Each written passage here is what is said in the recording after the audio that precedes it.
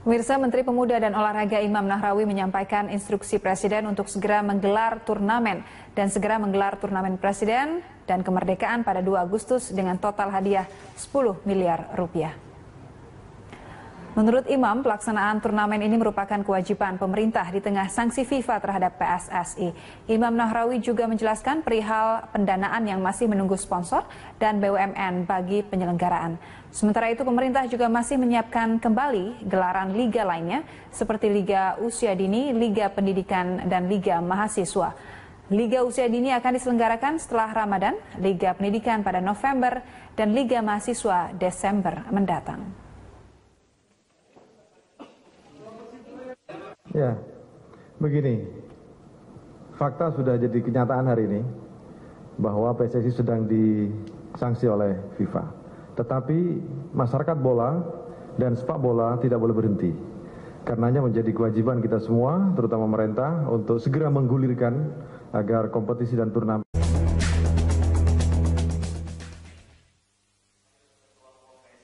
Kisruh sepak bola Indonesia yang melibatkan PSSI dan Kementerian Pemuda dan Olahraga kini memasuki babak baru.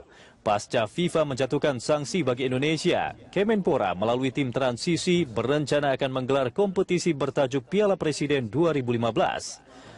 Kompetisi yang sedianya akan digelar 17 Juni mendatang diharapkan dapat diikuti oleh seluruh klub peserta Indonesia Super League musim lalu. Namun sayang, rencana pemerintah itu mendapat tanggapan dingin dari sejumlah klub peserta ISL, salah satunya Arema Kronus. Klub berjuluk Singo Edan itu memastikan diri tidak akan ikut dalam kompetisi bentukan tim transisi. Sementara itu, Menteri Pemuda dan Olahraga Imam Nahrawi menegaskan akan kembali mengeluarkan kebijakan baru jika klub-klub peserta ISL menolak ikut serta dalam kompetisi bentukan pemerintah tersebut. Selain itu, tim transisi sendiri rencananya baru akan melakukan proses bidding operator pelaksana pada akhir pekan depan. Perseteruan Kemenpora dan PSSI bermula setelah Menteri Pemuda dan Olahraga Imam Nahrawi tidak mengakui seluruh kegiatan PSSI per tanggal 17 April lalu. Dengan keputusan itu, FIFA pun akhirnya menjatuhkan sanksi bagi Indonesia terkait adanya intervensi yang dilakukan pemerintah terhadap Federasi Sepak Bola Indonesia (PSSI). Lalu, apakah tim transisi bentukan pemerintah itu siap untuk menggelar kompetisi di tengah sanksi FIFA? Dan apakah klub-klub bersedia untuk ikut serta dalam kompetisi ala pemerintah tersebut? Pasca Federasi Sepak Bola Dunia FIFA menjatuhkan sanksi bagi sepak bola Indonesia, kini perseteruan PSSI dan Kemenpora memasuki babak baru. Melalui tim transisi, Kemenpora berencana akan menggulirkan kompetisi Piala Kemerdekaan di tengah sanksi FIFA. Untuk membahasnya, di studio sudah hadir anggota tim transisi Zuhairi Misrawi dan pengamat sepak bola Andi Bahtiar Yusuf. Dan kami juga mengundang Anda untuk memberikan komentar lewat SMS ke 0811-833-5551. Anda juga bisa menelepon melalui nomor interaktif di 021-529-00308 atau 021-529-00311. Saya langsung ke Mas Zuhairi Misrawi sebagai anggota tim transisi. Tadi di paket pembuka ada pertanyaan. Sudah siapkah tim transisi untuk menyelenggarakan kompetisi ini? Ya, bukan sudah siapkah, memang harus siap karena salah satu tugas dari. Tapi kalau harus siap, tapi kalau nggak siap nanti kompetisinya juga berantakan loh Mas Zuhairi. Siap, kami pulang untuk melaksanakan kompetisi. Bukan hal yang sulit. Tugas dari tim transisi. Anda yakin tidak sulit untuk menyelenggarakan kompetisi? Tidak sulit kompetisi? lah, tidak sulit. Saya juga ngerti lah bagaimana mengelola kompetisi itu.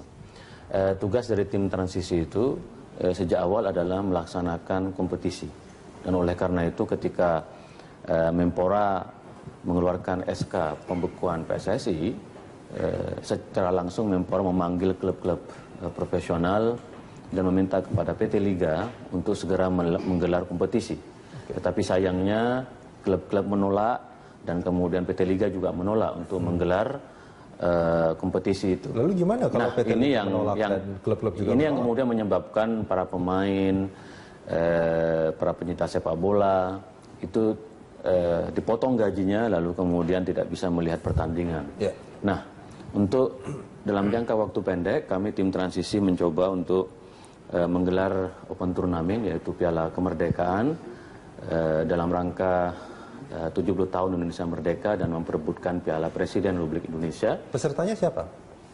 Sedang komunikasi sangat intensif, akan ada kejutan dalam minggu ini. Kami klub-klub profesional akan menjadi ikut andil bagian dari di Open Turnamen Piala Kemerdekaan ini, tetapi dengan persyaratan yang standar yang sesuai dengan rule dari tim transisi, yaitu ada fair play, wasitnya juga bisa menjadi wasit yang sangat baik. Nanti ada fakta integritas antara pemain, pelatih. Kami mendapatkan banyak laporan dari masyarakat. Ya. Ada wasit yang bermasalah, ada yang itu pasti tidak akan dipakai ya? Bukan, fakta integritas. Nomor teleponnya harus siap disadap oleh pihak kepolisian dan KPK. Mantap sekali, sampai bisa disadap ya. Okay. Jadi kami ingin adalah ini hal yang baru. Tentu juga kemudian kami sedang mencari tadi promotor dari pertandingan. Sudah ada itu, promotornya? Ada beberapa yang calon-calonnya sudah. Ada beberapa yang sudah melamar kepada kami. Kami tinggal open bidding tadi itu, dan mudah-mudahan sebelum bulan puasa kita sudah bisa menggelar. Ini yang menjadi catatan saya adalah ini akan mencoba untuk melaksanakan kompetisi yang terbuka, transparan dan profesional seperti itu kan. Betul. Dalam waktu yang tadi dikatakan juga bahwa waktu yang sangat singkat itu sebetulnya itu. Kalau menurut saya waktu yang sangat singkat itu menjadi satu masalah sebetulnya Mas. Tidak masalah Mas. Tidak masalah. Ada kemauan sekarang untuk memperbaiki tata kelola sepak bola kita. Jadi kemauan inilah yang selama ini tidak ada, dan kita tahu bahwa mafia terlibat di dalam pengelolaan sepak bola kita, sehingga kemudian dampaknya kita tidak mempunyai skuad tim nasional yang baik. Baik, kalau menurut Mas Yusuf ini kan menarik. PT Liga tidak mau melaksanakan sebagai operator, kemudian juga klub-klub tadi juga sudah dikatakan bahwa mereka menolak untuk mengikuti kompetisi kemerdekaan ini. Nah, kira-kira ini kompetisi akan seperti apa menurut Anda? Kan tadi udah dibilang juga PT Liga nggak mau jadi operator, tapi kan masih banyak promotor yang lain. Dan juga kan Mas Zuhairi udah bilang bahwa akan ada promotor yang udah ada promotor banyak datang bidding. Sebenarnya yang menarik adalah ini mau dilaksanakan secepatnya, mungkin dalam waktu 2 minggu kali ya, Mas ya. Mudah-mudahan sebelum puasa, 2 minggu sebelum puasa kan 17 atau 18 Juni kan. Artinya kan promotor mana gitu yang bisa dalam waktu 2 minggu menyiapkan sebuah turnamen yang skalanya kan nasional. Dan juga kita lagi disanksi mau pakai PSSI kan nggak ada nih perangkat ininya apa gitu, perangkat pertandingannya. Karena perangkat pertandingan kan semuanya punya PSSI, punya federasi. Saya nyebut federasi aja lah, PSSI kan mafia. Kan perangkat pertandingan itu kan isinya selalu punyanya federasi. Mau wasit, mau pelatih, mau apalah, semua standar-standarnya semua punya standar federasi. Nah, yang menarik juga sebetulnya standar apa yang mau dipakai oleh kompetisi ini. Kalau misalnya tadi standar integritas apa segala macam kan, ya itu kita bisa terima lah. Dan juga yang lebih real sebenarnya yang dinanti masyarakat adalah siapa aja sih peserta dari turnamen ini. Ini ada kejutan. Ini bisa disampaikan sekarang nggak kejutannya nih Mas? Ya nanti biar nanti. Kalau disampaikan sekarang nanti bukan kejutan. Bukan kejutan lagi. Soal perangkat pertandingan tadi itu. Sekarang secara de facto bahwa tim transisi adalah PSSI. Tim transisi adalah PSSI dan tidak ada masalah soal perangkat itu, Mas Yusuf. Artinya Anda ingin mengatakan bahwa semua perangkat yang dinyatakan sama Mas Yusuf tadi, wasit segala macam itu sekarang sudah berada di bawah tim transisi. Berarti sekarang kita bisa bilang bahwa ketua PSSI-nya Mas Zuhairi gitu misalnya. PSSI-nya adalah tim transisi. PSSI sekarang adalah acting dari PSSI adalah tim transisi. Oleh karena itu sesuai dengan SK, jadi kita sudah tidak ada lagi PSSI yang kita sebut Lanyala. Kalau kita mau jujur Mas, PSSI Lanyala itu belum disahkan oleh Menhukam. Dia tidak punya legal standing sebenarnya melakukan gugatan ke PT UN, datang ke FIFA, karena dalam statuta FIFA bahwa pengurus PSSI harus mendapatkan pengakuan secara sah oleh negara yang di mana dia berada. Sementara sampai sekarang kami tanya ke Menteri Hukum dan HAM kemarin belum ada. Di Menteri Hukum dan HAM setelah dibuka bahwa ketua PSSI sekarang itu masih Johar Arifin. Jadi artinya Lanyala pun tidak bisa mewakili PSSI. Tidak bisa mewakili PSSI. Kalau ada gugatan dari Johar Arifin bisa dong berarti. Iya, kalau Johar Arifin yang menggugat, ya itu boleh. Tapi kalau Lanyala sekarang sebagai ketua umum. Ya, gugatan yang di PT UN itu kan dari Lanyala. Sementara Lanyala tidak mempunyai legal standing di Menteri Hukum dan HAM ya.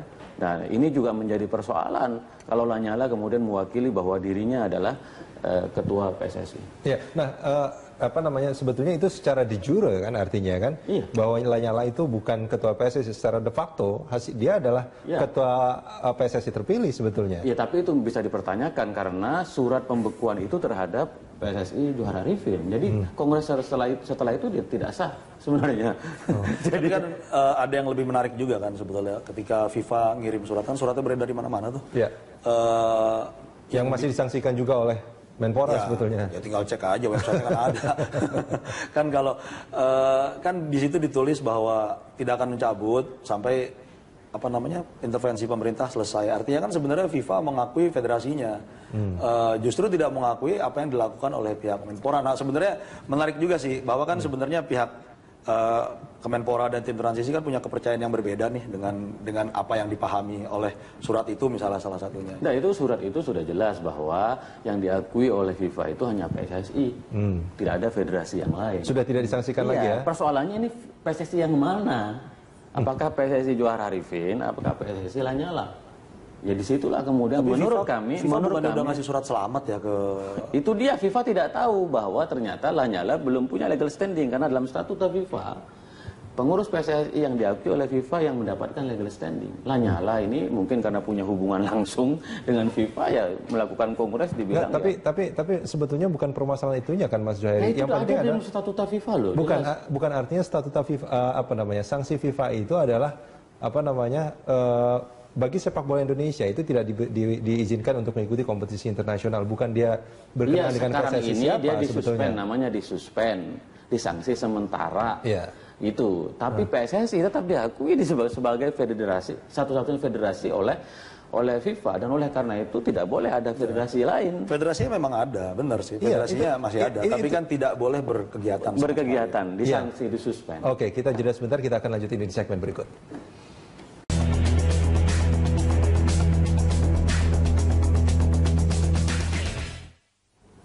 Kompetisi ala Kemenpora, dialog kita lanjutkan, dan saat ini sudah ada satu penelpon dari Jakarta, Pak Ongki. Pak Ongki, selamat pagi. Pagi.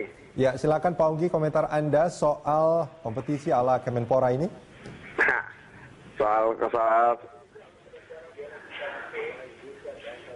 Silakan Pak Ongki. Ya, kalau soal kompetisi ala Kemenpora, saya tidak mau menanggapi, cuman saya hanya mau menanggapi.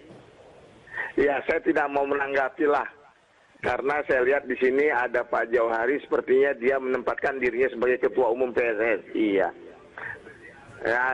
Jadi kalau ala Menpora ini saya bukan pengamat bola, tapi saya penggila bola, dan saya pernah duduk di PSSI tahun 83 zaman Pak Cardono ya. Anak ini belum lahir mungkin saya rasa Pak Jauhari ini gitu ya.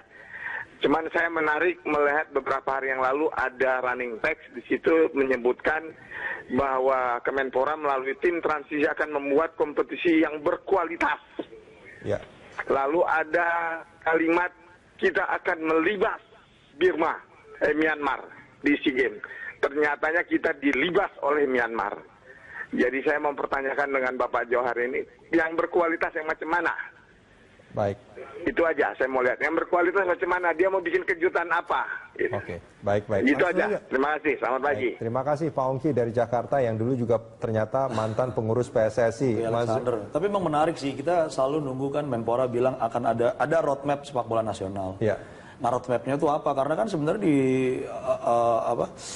Indonesia 2020 Nurdin Halid juga pernah bikin kan, kemudian nggak jalan juga. Tapi sekarang saya kira Yusuf tidak pernah mendengar roadmap yang sudah saya jelaskan berkali-kali. Roadmapnya ada 3. Yang pertama adalah sepak bola untuk milik semua. Ya, selama ini PSSI mengatakan sepak bola hanya milik pengurus PSSI. Sampai teman-teman federasi penonton mau ingin tahu keuangan PSSI itu susahnya minta ampun, dan sekarang mereka kasasi di MA. Ya, melalui KIP. Jadi kita ingin yang akan datang sepak bola milik semua, ada partisipasi dari penonton, karena tanpa dukungan penonton itu kita tidak bisa maju, dan semua harus terlibat untuk memberikan masukan, mengoreksi. Saya sepakat dengan itu Mas Zuhairi. Tunggu dulu, Ucup nih bahaya karena dia pernyataannya roadmapnya apa gitu, supaya dia tahu dan tidak kemudian mengabaikan. Yang kedua adalah tata kelola sepak bola yang baik. Tata kelola sepak bola yang baik itu adalah federasi yang baik, yang transparan, sistemnya diperbaiki, manajemennya diperbaiki. Lalu kemudian pembinaan usia dininya juga diperhatikan. Tidak hanya klub profesional, tapi juga di situ ada sekolah sepak bolanya, sejak ada U12, seperti di Jepang. Dan yang ketiga adalah tujuan kita adalah timnas yang kuat. Timnas yang kuat itu akhir dari tujuan dari PSSI. Kalau timnas kuat, kita nanti bisa berprestasi. Itu kira-kira roadmap yang dibuat oleh Menpora bersama tim transisi, dan kami akan mengundang seluruh klub di Indonesia untuk melakukan menggelar sarasehan sepak bola nasional nanti kami akan mengundang federasi dari Australia, kami mengundang federasi dari Jepang, dan dulu orang-orang yang merumuskan udah firm mau datang. Iya, Jepang sudah. Karena federasi kan beku kita soalnya. Apanya? Federasi kita kan lagi beku. Iya, orang-orang federasi kan bisa mereka diundang. mau datang. Iya, mereka secara pribadi dan mereka yang merancang. Tapi keuangan itu ada sih di website, saya nemu soalnya di website PSSI laporan dari 2012 iya, sampai 2014. Keuangan yang isinya cuma 15 juta di rekening dan honor dari Satpam. Ada 4,8 M. Ada sekian puluh pendapatan dari TV saya dapat. Nah, mungkin bisa diproses sendiri lah. Tapi sebetulnya menarik soal roadmap ini, Mas Zuhairi. Itu kan tadi ada mungkin tema-tema. Ada pertanyaan tadi. Pertanyaan dulu tuh. Kejutan. Karena Ucup tadi kemudian memotong mengalihkan soal roadmap yang Ucup tidak pernah tahu dan tidak mau baca. Nah, yang kedua soal kompetisi tadi pertanyaan penting sekali. Nah, kita ini kan menggelar kompetisi itu kan ada aturan. Nah, sekarang tinggal bagaimana aturan ditegakkan. Nah, ini yang menjadi masalah sekarang. Anda menilai bahwa selama ini kompetisi aturannya tidak ditegakkan? Sepak bola gajah sampai sekarang kami akan menerima pihak-pihak ada yang datang sepak bola gajah ini, itu memalukan sekali, Mas. Yang itu PSIS. Iya. Nah, itu kan belum ada. Itu bukan yang menghindari lawan waktu itu ya? Diatur bandar. Iya, bagaimana kita ngegolin sendiri ke gawang kita. Itu karena skill rendah, Mas. Itu, Pak. Karena skill rendah. Kalau kan sepak bola di Eropa diatur, mereka jago-jago. Sekarang mereka mau datang ke tim transisi, mau kita investigasi, ya harus tegas. Pemukulan terhadap wasit. Itu tidak boleh, itu pelanggaran berat dalam sepak bola. Wasit harus dijaga kehormatannya sebagai pihak yang mengendalikan pertandingan. Nah, ini juga harus ditegakkan. Nah, penegakan hukum, prinsip-prinsip keadilan dalam sepak bola, fair play, itu harus ditegakkan, dan itu harus ada kemauan dari operator, dari federasi, untuk itu. Nah, ini yang inginkan. Itu yang dimaksud dengan kompetisi yang berkualitas itu tadi, penegakan aturan tadi. Dan yang terpenting adalah juga bagaimana penonton kita juga dibikin lebih dewasa. Supaya tidak ada tawuran, kan kita masih melihat. Yang paling penting penonton kita itu tidak membeli apparel palsu. Karena soalnya kan kayak wartawan sepak bola itu sebegitu besar stakeholdernya. Padahal barang yang dipakai itu barang palsu. Dan saya pernah menyaksikan secara langsung ya. Artinya kalau sebentar, Mas Zuhairi. Mas, jadi tunggu dulu. Jadi kiranya Mas Zuhairi, saya itu hampir tiap tahun gitu, karena saya Mancunian, Manchester United. Saya hampir setiap tahun tuh minimal 2 kali saya nonton di Old Trafford. Dan saya bermimpi bagaimana itu suasana orang menonton sepak bola itu. Saya Ucup pasti juga sering nonton Liga Inggris. Itu kan hiburan betul, menarik gitu loh. Jadi industri. Dan itu yang menjadi harapan saya kompetisi yang akan datang. Nah, itu sebetulnya yang ingin saya tanyakan, Mas Zuhairi. Harapan itu artinya kan pengen dicapai pada rentang waktu tertentu. Apakah dalam roadmap yang dibikin oleh Kemenpora dan juga tim transisi itu disebutkan kapan ini akan bisa tercapai? Kalau kita bicara roadmap kan mestinya jadi kita bicara periode waktu. Persis. Ya, memang dalam waktu dekat kompetisi digelar. Tapi kemudian dalam roadmap yang kita bikin memang harus jelas standarnya. Memang pembinaan usia dini berjenjang gitu. Lalu kemudian target-target prestasi harus nanti PSSI yang baru harus dibuat roadmapnya bahwa dalam 5 tahun mereka harus juara Asia Tenggara, harga mati. Kapan itu? 5 tahun, 10 tahun harus juara di Asia, 15 tahun harus masuk final Piala Dunia. Ini harus kerja keras. Jepang itu targetnya 2050 jadi juara dunia dengan orang-orang yang belum lahir. Makanya roadmap kita cepat juga tuh. Berani roadmap kita 2030. Jepang 2050 loh. Pokoknya targetnya harus besar. Karena kalau targetnya besar, maka effort, usahanya itu juga harus besar. Kalau enggak, ya seperti sekarang. Itu pembangunan masalah di Indonesia itu bukan cuma pembinaan apa segala macam, tapi kan infrastruktur juga nggak ada. Maksudnya inilah paling gampang. Sejak pertengahan bulan Juni, pemerintah akan membangun 1000 stadion. Nah, karena Jakarta ini kan, andai klubnya ada 2 aja, berbagi kandangnya susah banget pasti. Iya betul. Karena stadion yang representatif kan nggak ada. Oke, baik, ini ada satu penelpon lagi nih, Mas Zuhairi dan juga Mas Yusuf. Ada Pak Zulfan dari Pondok Pinang ya, Jakarta Selatan ya. Halo, selamat pagi Pak Zulfan. Ya, silakan. Silakan tanggapannya Pak Zulfan. Begini, ya saya Pak Zulfan dari Pondok Pinang, Jakarta Selatan. Iya, saya penggemar tim nasional, terus terang sejak pra Piala Dunia di zaman siapa ya, Sinyo Aliandu, saya sudah menggemari tim nasional. Saya dengan kejadian sanksi FIFA ini sangat sedih sekali. Karena terus terang, saya itu tidak suka dengan sepak bola luar negeri, meskipun itu Piala Dunia. Yang saya suka itu hanya tim nasional Indonesia. Ya. Jadi begini, idenya untuk membuat PSSI baru atau mencampuri internal PSSI itu akan sia-sia, Pak. Karena begini. Kenapa menurut Anda sia-sia? Begini, untuk melaksanakan sebuah kompetisi itu sulit sekali. Dulu pernah ada IPL gagal. Nah, sekarang tim transisi ingin membuat kompetisi baru, menggantikan yang telah dilaksanakan oleh ISL, tadi oleh PT Liga.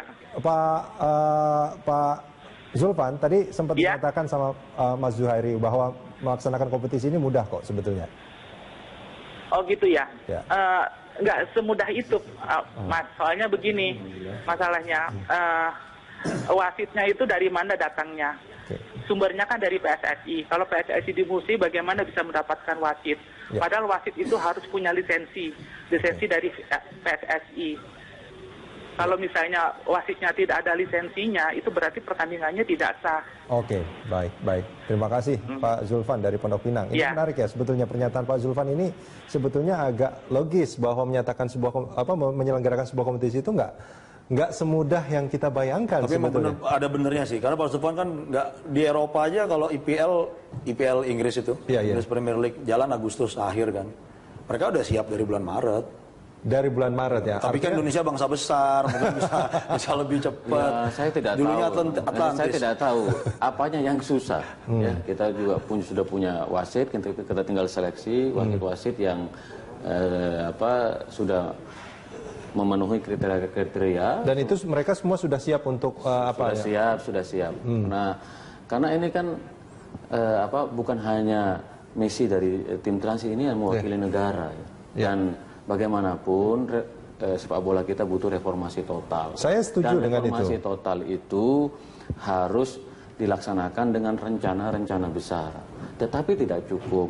Harus ada orang-orang yang berpikiran besar. Saya setuju yang dengan punya itu. integritas. Nah, oleh karena itu, mimpi kami atau keinginan kami itu orang-orang yang sudah gagal mengendalikan federasi selama ini dalam 15 tahun terakhir, ya sudahlah, mundur kayak Sebleta. Tapi jangan sampai serahkan kepada bagi orang-orang baru. Yusuf misalnya mau masuk ke dalam yang atau kita tahu dia punya. Saya kembali ngurus Nahdlatul Ulama lagi. Saya hanya ditugas saya setuju dengan itu. Membersihkan. Saya setuju bahwa reformasi di sepak bola kita itu harus dilaksanakan, tapi juga jangan reformasi yang buru-buru, Mas Zuhairi. Enggak buru-buru, Mas. Enggak buru-buru begini kan. Kita sudah tahu lah negara ini banyak mafia banget, mafia minyak, mafia bola. Marilah mafia ini istirahatlah. Ya. Mafia minyak juga berarti ya. Iya, semua sudah selesai mafia minyak. Istirahatlah, sekarang mari kita bersama-sama bangun negara ini. Sepak bola itu merupakan olahraga yang mendapat respon publik. Ditanggapi oleh banyak, ini penontonnya paling banyak. Kita terakhir juara itu tahun timnas senior itu 1991. Lebih baik dari Inggris 1966 loh. Di SEA Games itu, kamu tuh ngawur. Kita juara 1991. Kita jeda sebentar, kita akan lanjutkan di segmen berikut.